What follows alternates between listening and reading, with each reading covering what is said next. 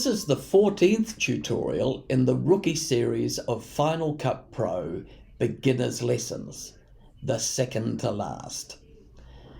This tutorial will give you a taste of keyframing. That's how you create animated effects in Final Cut Pro. So let's get right into it. Drag the object you want to animate above a background clip. The object needs to have a transparent background itself. So click the eye above for a video on this, and that's the ultimate accessory for Final Cut. And this is a preview of what we're about to do.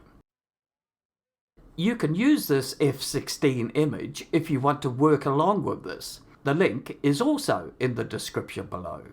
Let's move the playhead to the beginning of the clip in the timeline. Right-click in the viewer and select Transform. Now resize the object to suit the background by selecting a corner dot and dragging in. Never use the side or bottom dots. Reduce the screen size view so that you can see outside the viewing area. 50% should be fine. Drag the resized object off screen to the right. In the top left corner of the viewer, there are 3 squares in a horizontal pattern. The center square has a diamond in it with a plus at the center. Click that diamond. By doing this, you've added a keyframe. Move the playhead to the right.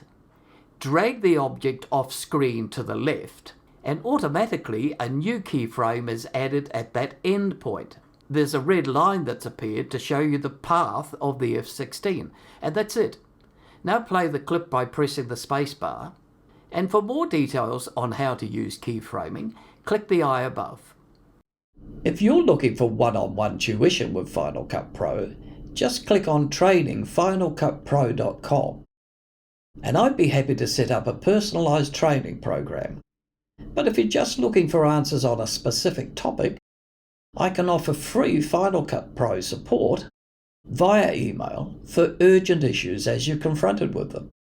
Let me know in the comments below if you've got areas that you struggle with in Final Cut, and I'd be happy to produce a YouTube video to help you solve those issues. Thanks for watching. Please like, subscribe, and press the bell. There are new videos every Sunday.